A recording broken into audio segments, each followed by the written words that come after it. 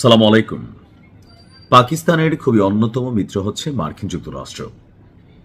আর সেই পাকিস্তানি মার্কিন যুক্তরাষ্ট্রে পারমাণবিক হামলা করার জন্য দলে দলে প্রস্তুতি নিচ্ছে।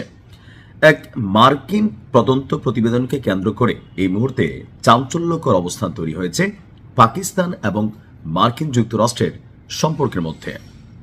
ডোনাল্ড ট্রাম্প ক্ষমতায় আসার পর পাকিস্তানের সেনাপ্রধান আসিম মুনিরকে মোটামুটি কি বলা হয় যে Prince of the army world wide একটা অবস্থানে নিয়েছিল। মুসলিম রাষ্ট্রগুলোর মধ্যে পাকিস্তান সম্ভবত একমাত্র দেশ যার কাছে ফুললি একটা পারমাণবিক সেট আপ আছে। আর এই বিষয়কে কেন্দ্র করে পাকিস্তানের সাথে মার্কিন যুক্তরাষ্ট্রের একটা ভালো সম্পর্ক দীর্ঘদিন যাবত আছে।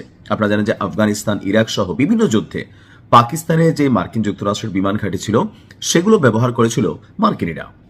তো এই যে একটা সুসম্পর্ক, এর মাঝখানে এক চাঞ্চল্যকর তদন্ত প্রতিবেদন দাবি মার্কিন গোয়েন্দা সংস্থাগুলোর যে পাকিস্তান সরাসরি মার্কিনীদের ভূমিতে অর্থাৎ মার্কিন যুক্তরাষ্ট্রে হামলা করতে সক্ষম আন্তঃমহাদেশীয় ব্যালিস্টিক ক্ষেপণাস্ত্র বানাচ্ছে, যেটা পারমাণবিক এবং নন পারমাণবিক দুই ক্ষেত্রেই ব্যবহার করার যোগ্যতা রাখে।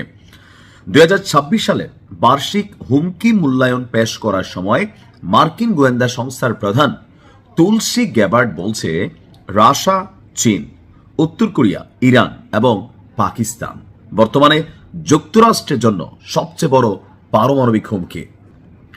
গেল 18 মার্চ সিনেট ইন্টেলিজেন্স কমিটির সামনে সাক্ষ্য দেওয়ার সময় এই তুলসী গ্যাবার্ড বলছে যে মার্কিন যুক্তরাষ্ট্রের গোয়েন্দা সংস্থাগুলোর মূল্যায়ন অনুযায়ী রাশিয়া, চীন, উত্তর কোরিয়া, ইরান এবং পাকিস্তান এমন সকল উন্নত বা প্রথাগত ক্ষেপণাস্ত্র নিয়ে গবেষণা ও উন্নয়ন করছে যার পারমাণবিক এবং সাধারণ প্যালোড যুক্তরাষ্ট্রের আক্রমণের নাগালে এসে গেছে। অর্থাৎ আমেরিকা কি নিয়ে গবেষণা করে দেখেন পাকিস্তান কি বানাচ্ছে, এমন জিনিস বানাচ্ছে যেটা আমেরিকাতে যে পৌঁছাইতে পারে। আমেরিকারা টার্গেট করে নাই, আমার কাছে মনে হয়েছে এরকম। কিন্তু আমেরিকা মনে করতেছে দেখো পাকিস্তান কি বানাইতেছে, এরা যদি ভবিষ্যতে আমাদের বিপরীতে দাঁড়ায়, রাশিয়ার সাথে ভালো সম্পর্ক, চীনের সাথে ভালো সম্পর্ক, সো এমন মেশিনারিজ বানাইতে পারবে না যেটা মার্কিন যুক্তরাষ্ট্রকে টাচ করতে পারে।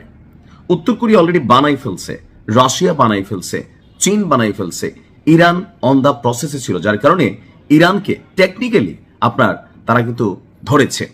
গ্যাবার্ড বলছে যে এই রাষ্ট্রগুলো এমন সব উন্নত সরবরাহ ব্যবস্থা তৈরি করেছে যা মার্কিন ক্ষেপণাস্ত্র প্রতিরক্ষা ব্যবস্থা অর্থাৎ মার্কিন যুক্তরাষ্ট্রের যে আকাশ প্রতিরক্ষা সিস্টেম সেটাকে ভেদ করতে অথবা ফাঁকি দিতে সক্ষম।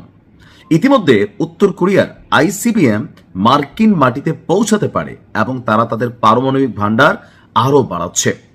গোয়েন্দা প্রধান বলছে যে এই অ্যাক্টিভিটিসগুলো বৈশ্বিক নিরাপত্তার জন্য মারাত্মক প্রভাব ফেলতে পারে। পাকিস্তানের বিষয়ে মার্কিন যুক্তরাষ্ট্রের আইন প্রণেতাদের বক্তব্য হচ্ছে যে ইসলামাবাদের দূরপাল্লার ব্যালিস্টিক ক্ষেপণাস্ত্র উন্নয়নের ফলে তারা সম্ভবত এমন মেশিনারিজ তৈরি করতে পারে যা ভবিষ্যতে যুক্তরাষ্ট্রের সাথে আঘাত করতে সক্ষমতা অর্জন করবে। গ্যাবার্ড এখানে বেশ কয়েকটা সংস্থা রাষ্ট্রকে মার্কিন স্বার্থের জন্য দীর্ঘস্থায়ী এবং উল্লেখযোগ্য হুমকি হিসাবে চিহ্নিত করেছেন। তাহলে বুঝতে পারছেন যে আগামী টার্গেট কারা। তুরস্ক ন্যাটোতে আছে, তুরস্করে ধরবে না, তুরস্ক হচ্ছে চামচ। তো পাকিস্তান এই বিষয় নিয়ে কোন রকম মন্তব্য এখনো করে নাই, তবে হয়তোবা সামনে আসতে যাচ্ছে। ভালো থাকুন, আসসালামু আলাইকুম।